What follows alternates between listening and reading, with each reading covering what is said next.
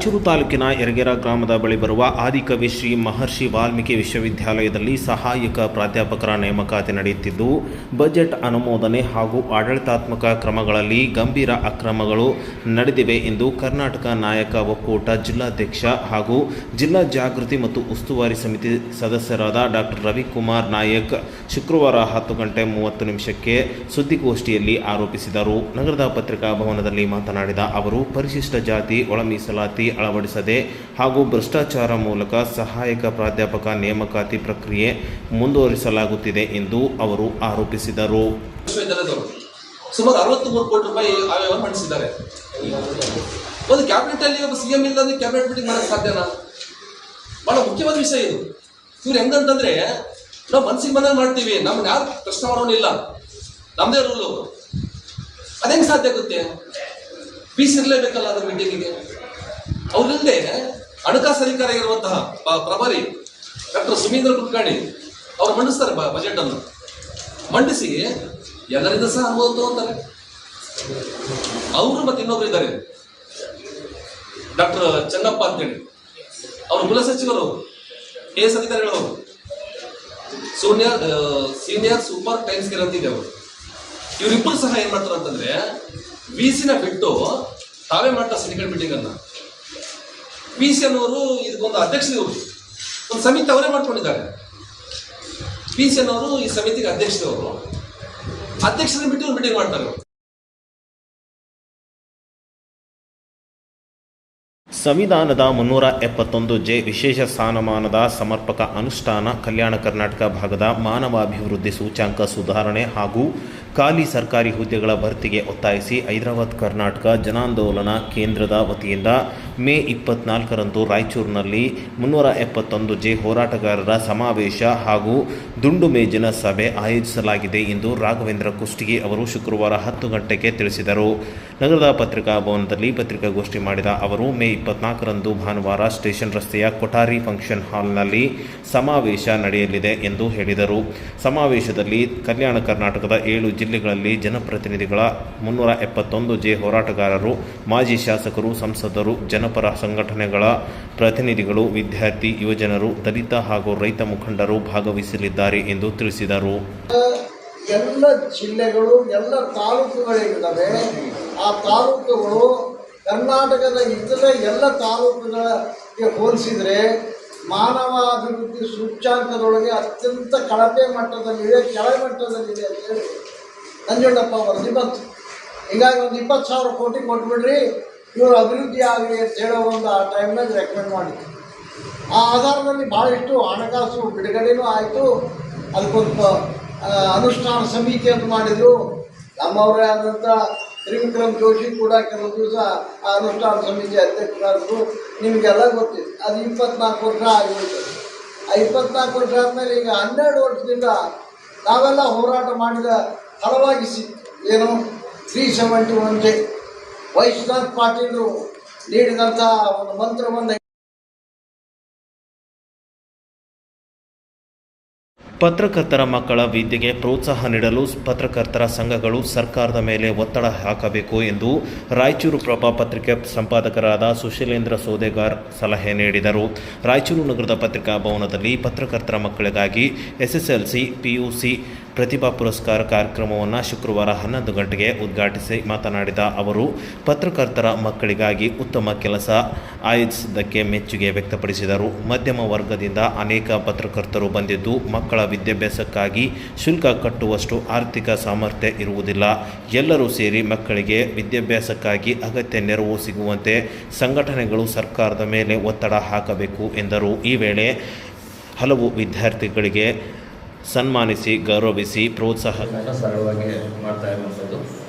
ಈ ಕಾರ್ಯಕ್ರಮ ಉದ್ದೇಶ ಇಷ್ಟೇ, ನಾವು ಪತ್ರಕರ್ತರು ನಮಗೋಸ್ಕರ ಏನೆಲ್ಲ ಕಾರ್ಯಕ್ರಮಗಳನ್ನ ಮಾಡ್ತೀವಿ, ಆದರೆ ನಮ್ಮ ಕುಟುಂಬಗಳಿಗೋಸ್ಕರ ಏನು ಮಾಡ್ತೀವಿ, ನಮ್ಮ ಮಕ್ಕಳಿಗೋಸ್ಕರ ಏನು ಮಾಡ್ತೀವಿ, ಏನಾದರೂ ಒಂದಷ್ಟು ಅವರನ್ನು ತೊಡಗಿಸ್ಕೊಳ್ಳುವಂಥ ಕಾರ್ಯಕ್ರಮ ಆಗಬೇಕು ಅನ್ನುವಂಥ ನಿಟ್ಟಿನಲ್ಲಿ ಈ ಕಾರ್ಯಕ್ರಮ ಮಾಡಿರುವಂಥದ್ದು. ಈ ಹಿಂದೆ ನಾವು ಲಾಸ್ಟ್ ಇಯರ್ ಸಮ್ಮರ್ ಕ್ಯಾಂಪನ್ನು ಮಾಡಿ ನಮ್ಮ ಎಲ್ಲ ಪತ್ರಕರ್ತರ ಮಕ್ಕಳಿಗೆ 1 ತಿಂಗಳ ಕಾಲ ಸಮ್ಮರ್ ಕ್ಯಾಂಪನ್ನು ಮಾಡಿದ್ವಿ. ಅಲ್ಲಿ ಸಾಕಷ್ಟು ವೈವಿಧ್ಯಮಯವಾದಂಥ ಒಂದಷ್ಟು ತರಬೇತಿಯನ್ನು ಕೊಡಿಸೋ ಪ್ರಯತ್ನ ಮಾಡಿದ್ವಿ. ಅದೇ ರೀತಿಯಾಗಿ ಚೆಸ್ ಕಾರ್ಯಾಗಾರ ಕೂಡ ಮಾಡಿದ್ವಿ. ಒಂದೇ ಒಂದು ಚೆಸ್ ಒಂದು ಕಾಂಪಿಟೇಷನ್ ಕೂಡ ಮಾಡಬೇಕು ಅನ್ನುವಂಥದ್ದು. ಅಂದರೆ ಮಕ್ಕಳ ಬೌದ್ಧಿಕ ಮಟ್ಟವನ್ನು ಹೆಚ್ಚಿಸುವಂಥ ಏನಾದರೂ ಚಟುವಟಿಕೆಗಳನ್ನ ಮಾಡುವಂಥದ್ದು. ಈಗ ಸದ್ಯ ಟ್ರೆಂಡಿಂಗ್ ಇರುವಂಥದ್ದು ಥರ್ಡ್ ಐ ಅನ್ನುವಂಥ ಒಂದು ವಿಚಾರ ಇದೆ. ಈಗಾಗಲೇ ನಮ್ಮ ಮಲ್ಲಿಕಾರ್ಜುನ ಸ್ವಾಮಿ ಫೋಟೋಗ್ರಾಫರ್ ಅವರು ಆ ವಿಚಾರನ ಮಾತಾಡಿದ್ದಾರೆ. ಅದು ಭಾಳ ಟ್ರೆಂಡಿಂಗ್ ಇದೆ. ಕಣ್ಣು ಮುಚ್ಕೊಂಡು ವಸ್ತುಗಳನ್ನ ಕಲರ್ಗಳನ್ನ ಕಂಡುಹಿಡಿಯುವಂಥದ್ದು. ವೈಯಕ್ತಿಕವಾಗಿ ನನಗೆ ಅದೇನೋ ಸ್ಪೆಷಲ್ ಅಂತ ಅನಿಸ್ಲಿಕ್ಕೂ ಕೂಡ ಮಕ್ಕಳ ಬೌದ್ಧಿಕ ಮಟ್ಟವನ್ನು ಹೆಚ್ಚಿಸುವಲ್ಲಿ ಅದರ ಪಾತ್ರ ಪ್ರಮುಖ ಇದೆ ಅಂತಲೇ ಅನಿಸುತ್ತೆ. ಯಾಕೆಂದರೆ ಅದು ಒಂದು ಸ್ಕಿಲ್ ಇರುತ್ತೆ, ಅದೊಂದು ತರಬೇತಿಯಿಂದ ಬರ್ತಕ್ಕಂಥ ಸ್ಕಿಲ್ ಇರುತ್ತೆ. ಅದು ಮಕ್ಕಳಲ್ಲಿ ಒಂದಷ್ಟು ಶೈಕ್ಷಣಿಕವಾಗಿ ಅವ್ರಿಗೆ ಸಪೋರ್ಟ್ ಮಾಡ್ಬೋದು ಅನ್ನುವಂಥ ಉದ್ದೇಶ ಇದೆ. ಆ ಒಂದು ಕಾರ್ಯಕ್ರಮವನ್ನು ಕೂಡ ಆಯೋಜಿಸಬೇಕು ಅನ್ನುವಂಥ ಉದ್ದೇಶ ಇದೆ. ರಾಯಚೂರು ರಿಪೋರ್ಟರ್ಸ್ ಗಿಲ್ಡ್ ಮುಖ್ಯವಾಗಿ ಪತ್ರಕರ್ತರ ಕ್ಷೇಮಾಭಿವೃದ್ಧಿಯ ಜೊತೆಗೆ ಒಂದಷ್ಟು ಸಾಂಸ್ಕೃತಿಕ ಚಟುವಟಿಕೆಗಳು ಮತ್ತು ನಮಗೆ ನಾವು ಸಹಾಯ ಮಾಡಿಕೊಳ್ಳುವಂಥ ಕೆಲಸವನ್ನು ಮಾಡಿ ಕೆಕೆಆರ್ಟಿಸಿ ಬಸ್ ಚಾಲಕ ಕುಡಿದು ಬಸ್ ಚಾಲನೆ ಮಾಡುತ್ತಿದ್ದ ವೇಳೆ ಮಾಹಿತಿ ತಿಳಿದು ಸಾರ್ವಜನಿಕರು ಧರ್ಮದೇಟು ನೀಡಿದ ಘಟನೆಯೊಂದು ಬೆಳಕಿಗೆ ಬಂದಿದೆ. ರಾಯಚೂರಿನಿಂದ ಜೂಕೂರಿಗೆ ಹೋಗುತ್ತಿದ್ದ 1ನೇ ಘಟಕಕ್ಕೆ ಸೇರಿದ ಬಸ್ 30ಕ್ಕೂ ಹೆಚ್ಚು ಪ್ರಯಾಣಿಕರಿದ್ದ ಬಸ್ಸನ್ನು ಕುಡಿದು ಚಾಲನೆ ಮಾಡುತ್ತಿದ್ದ ಚಾಲಕನನ್ನು ನಾಗಲಾಪುರ ಗ್ರಾಮದ ಬಳಿ ರಸ್ತೆ ತಿರುವಿನಲ್ಲಿ ಚಾಲಕ ನಿಯಂತ್ರಣ ತಪ್ಪಿದ್ದ. ಈ ವೇಳೆ ಬಸ್ ಪಲ್ಟಿಯಾಗುವ ಹಂತಕ್ಕೆ ಹೋಗಿತ್ತು. ನಂತರ ಬಸ್ಸಿನಲ್ಲಿದ್ದ ಪ್ರಯಾಣಿಕರು ಚಾಲಕನನ್ನು ತರಾಟೆಗೆ ತೆಗೆದುಕೊಂಡಿದ್ದಾರೆ. ಈ ವೇಳೆ ಚಾಲಕ ಕಂಠಪೂರ್ತಿ ಕುಡಿದ ಘಟನೆ ಬೆಳಕಿಗೆ ಬಂದಿದೆ. ಕೋಪಗೊಂಡ ಕೆಲ ಪ್ರಯಾಣಿಕರು ಚಾಲಕನಿಗೆ ಥಳಿಸಿದ್ದಾರೆ. ಚಾಲನೆ ಗೊತ್ತಿರುವ ಯುವಕನೋರ್ವ ಮಟ್ಮಾರಿ ಗ್ರಾಮದವರೆಗೆ ಬಸ್ ಚಾಲನೆ ಮಾಡಿದ್ದಾನೆ. ಆದರೆ ಜೂಕೂರು ಗ್ರಾಮಕ್ಕೆ ತೆರಳಬೇಕಾದ ಪ್ರಯಾಣಿಕರು ಪರದಾಡಿದ ಘಟನೆ ಜರುಗಿದೆ. ಇನ್ನು ಈ ಒಂದು ಘಟನೆಯಿಂದ ಕೆಕೆಆರ್ಟಿಸಿ ಅಧಿಕಾರಿಗಳು ಇಂತಹ ಒಂದು ಘಟನೆಗಳು ಆಗದಂತೆ ಮುಂಜಾಗ್ರತಾ ಕ್ರಮ ವಹಿಸುವುದು ಅಗತ್ಯವಾಗಿದೆ.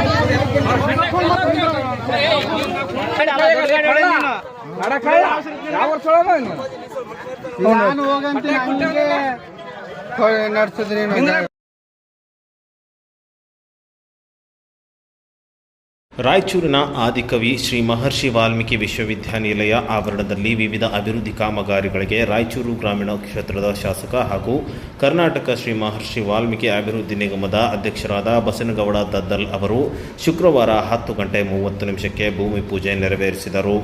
ಮುಖ್ಯ ದ್ವಾರದಿಂದ ಅಕಾಡೆಮಿ ಕಟ್ಟಡದವರೆಗೆ ದ್ವಿಪಥ ರಸ್ತೆ ನಿರ್ಮಾಣ ಹಾಗೂ ವಿದ್ಯುತ್ ದೀಪಗಳ ಅಳವಡಿಕೆ ಕಾಮಗಾರಿ ಲೋಕೋಪಯೋಗಿ ಇಲಾಖೆ ವತಿಯಿಂದ 5 ಕೋಟಿ ರೂಪಾಯಿ ಅನುದಾನದಲ್ಲಿ ಶಂಕುಸ್ಥಾಪನೆ ನೆರವೇರಿಸಲಾಯಿತು. ಇದೇ ವೇಳೆ ಡಾಕ್ಟರ್ BR ಅಂಬೇಡ್ಕರ್ ಬಾಲಕಿಯರ ವಸತಿ ನಿಲಯ ಕಟ್ಟಡ ನಿರ್ಮಾಣ ಕಾಮಗಾರಿ 7 ಕೋಟಿ ರು ಅನುದಾನದಲ್ಲಿ ಭೂಮಿ ಪೂಜೆಯನ್ನು ಕೂಡ ನೆರವೇರಿಸಿದರು. ಈ ವೇಳೆ ವಿವಿಧ ಪಕ್ಷದ ಮುಖಂಡರು ಮತ್ತು ವಿಶ್ವವಿದ್ಯಾಲಯದ ಕುಲಪತಿಗಳು, ಕುಲಸಚಿವರು, ಸಿಬ್ಬಂದಿಗಳು ಉಪಸ್ಥಿತರಿದ್ದರು.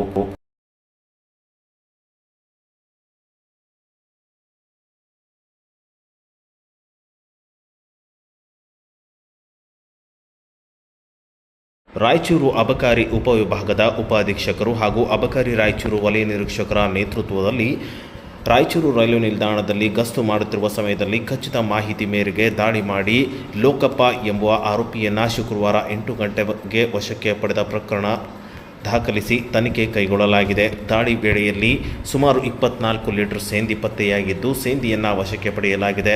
ಆರೋಪಿಯು ರಾಯಚೂರು ತಾಲೂಕಿನ ಮಮದಾಪುರ ಗ್ರಾಮದ ನಿವಾಸಿಯಾಗಿದ್ದು ಆರೋಪಿಯ ಮೇಲೆ ಸ್ಥಳದಲ್ಲಿಯೇ ಪಂಚನಾಮೆ ಅಡಿಯಲ್ಲಿ ರಾಯಚೂರಿನ ಅಬಕಾರಿ ಉಪನಿರೀಕ್ಷಕ 1 ವಲಯ ರಾಯಚೂರು ಅವರು ಪ್ರಕರಣ ದಾಖಲು ಮಾಡಿಕೊಂಡು ಮುಂದಿನ ಕಾನೂನು ಕ್ರಮ ಕೈಗೊಂಡಿದ್ದಾರೆ.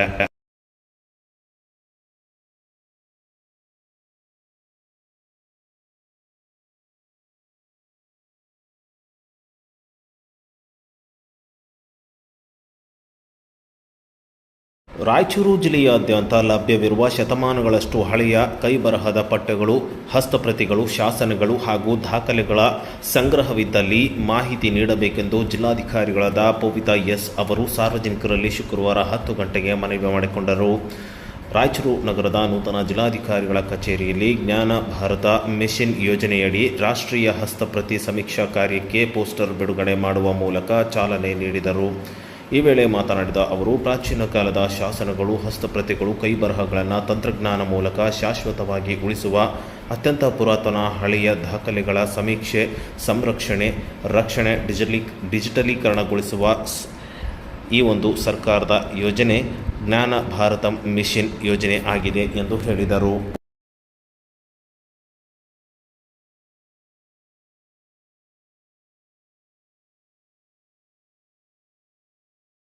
ರಾಯಚೂರು ಜೆಸ್ಕಾಂ ನಗರ ಉಪವಿಭಾಗ 1ರ ವ್ಯಾಪ್ತಿಗೆ ಬರುವ RCR 4 ಹಾಗೂ RCR 7ರ ಫೀಡರ್ಗಳ ಹೈಟೆನ್ಷನ್ ಲೈನುಗಳನ್ನು ಇದ್ದು, ಕುಲ್ಸುಂಬಿ ಕಾಲೋನಿಯಲ್ಲಿ 100 KV ಬದಲಾಗಿ 63 KVA ಟ್ರಾನ್ಸ್ಫಾರ್ಮರನ್ನು ಅಳವಡಿಸುವಂತೆ ಸಾರ್ವಜನಿಕರು ಕೋರಿರುವ ಪ್ರಯುಕ್ತ ಮೇ 22ರಂದು ಬೆಳಗ್ಗೆ 11 ಗಂಟೆಯಿಂದ ಮಧ್ಯಾಹ್ನ 1 ಗಂಟೆಯವರೆಗೆ ವಿದ್ಯುತ್ ಪೂರೈಕೆಯಲ್ಲಿ ವ್ಯತ್ಯಯವಾಗಲಿದ್ದು, ವಿದ್ಯುತ್ ಗ್ರಾಹಕರು ಸಹಕರಿಸುವಂತೆ ಶುಕ್ರವಾರ 2 ಗಂಟೆಗೆ ಪತ್ರಿಕಾ ಹೇಳಿಕೆ ಮೂಲಕ ಮನವಿ ಮಾಡಿದ್ದಾರೆ. ಅಂದು ಬೆಳಗ್ಗೆ 11ರಿಂದ ರಾಯಚೂರು ನಗರದ Nijalingappa colony, DC colony, Kulsumbi colony, DC ಮನೆ, ಹೊಸೂರು, ಸಾಯಿಬಾಬಾ ಕಾಲೋನಿ, ರಾಂಪುರ ರಸ್ತೆ, ಹೊಸೂರು, HTR ಸುತ್ತಮುತ್ತಲಿನ ಪ್ರದೇಶಗಳಲ್ಲಿ ವಿದ್ಯುತ್ ಪೂರೈಕೆಯಲ್ಲಿ ವ್ಯತ್ಯಯವಾಗಲಿದೆ ಎಂದು ಜೆಸ್ಕಾಂ ಕಾರ್ಯ ಮತ್ತು ಪಾಲನಾ ನಗರ ಉಪವಿಭಾಗ 1ರ ಸಹಾಯಕ ಕಾರ್ಯನಿರ್ವಾಹಕ ಅಭಿಯಂತರರು ಪ್ರಕಟಣೆಯಲ್ಲಿ ತಿಳಿಸಿದ್ದಾರೆ.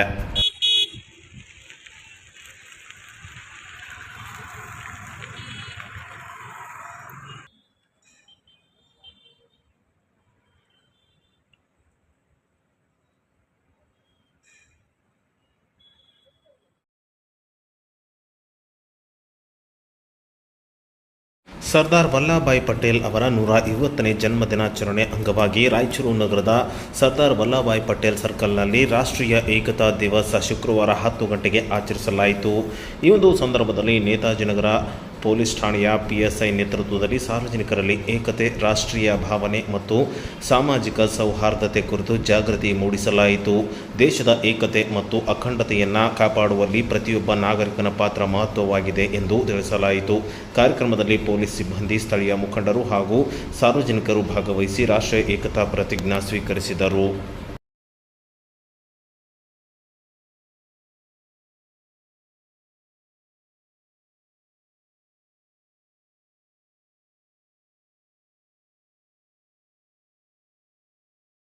ರಾಯಚೂರು ಜಿಲ್ಲೆಯ ಸಿಂಧನೂರು ತಾಲೂಕಿನ ತಹಸೀಲ್ದಾರರಾದ ಅರುಣ್ಕುಮಾರ್ H. ದೇಸಾಯಿ ಅವರನ್ನು ತಕ್ಷಣ ವರ್ಗಾವಣೆ ಮಾಡುವಂತೆ ಆಗ್ರಹಿಸಿ ಕರ್ನಾಟಕ ದಲಿತ ರಕ್ಷಣಾ ವೇದಿಕೆ ತಾಲೂಕು ಸಮಿತಿ ವತಿಯಿಂದ ಕಂದಾಯ ಸಚಿವ ಕೃಷ್ಣ ಬೈರಾಗೌಡ ಅವರಿಗೆ ರಾಯಚೂರು ಜಿಲ್ಲಾಧಿಕಾರಿಗಳ ಮುಖಾಂತರ ಶುಕ್ರವಾರ 10 ಗಂಟೆಗೆ ಮನವಿ ಸಲ್ಲಿಸಿದರು.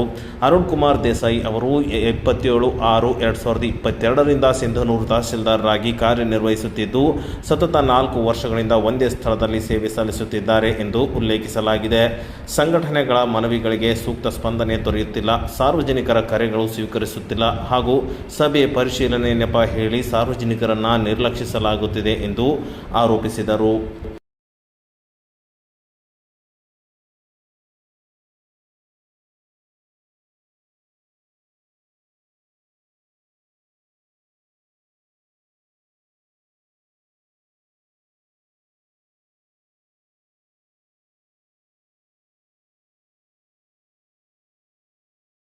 ಉಕ್ಕಿನ ಮನುಷ್ಯ ಸರ್ದಾರ್ ವಲ್ಲಭಭಾಯಿ ಪಟೇಲ್ ಅವರ 150ನೇ ಜನ್ಮದಿನೋತ್ಸವದ ಅಂಗವಾಗಿ ಲಿಂಗಸಗೂರು ನಗರದ ಸರ್ಕಾರಿ ಬಾಲಕಿಯರ ವಸತಿ ಶಾಲೆಯಲ್ಲಿ ರಾಷ್ಟ್ರೀಯ ಏಕತಾ ದಿವಸನ ಅತ್ಯಂತ ಸಡಗರದಿಂದ ಶುಕ್ರವಾರ 10 ಗಂಟೆಗೆ ಆಚರಿಸಲಾಯಿತು. ದೇಶದ ಐಕ್ಯತೆ ಮತ್ತು ಅಖಂಡತೆಗೆ ಪಟೇಲರ ಕೊಡುಗೆಯನ್ನು ಸ್ಮರಿಸುವ ಉದ್ದೇಶದಿಂದ ವಿದ್ಯಾರ್ಥಿನಿಯರಿಗಾಗಿ ವಿಶೇಷ ಪ್ರಬಂಧ ಸ್ಪರ್ಧೆಯನ್ನು ಏರ್ಪಡಿಸಲಾಗಿತ್ತು.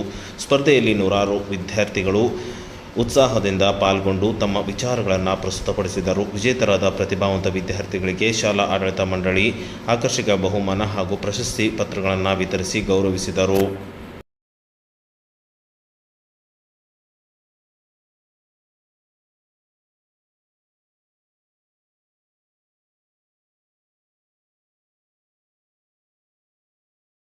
ರಾಯಚೂರು ಜಿಲ್ಲೆಯ ದೇವದುರ್ಗ ತಾಲೂಕಿನ ಗಬ್ಬೂರು ಹೋಬಳಿಯ ಕೋಳೂರು ಗ್ರಾಮದ ಸರ್ವೆ ನಂಬರ್ 102ರ ಸುಮಾರು 30ರಿಂದ 40 ಎಕರೆ ಸರ್ಕಾರಿ ಗೈರಾಣ ಭೂಮಿಯಲ್ಲಿ ಅಕ್ರಮವಾಗಿ ಭೂ ಗಣಿಗಾರಿಕೆ ನಡೆಯುತ್ತಿದ್ದು, ಇದರಿಂದ ಸಾರ್ವಜನಿಕರಿಗೆ ಅಪಾಯ ಉಂಟಾಗುತ್ತಿದೆ.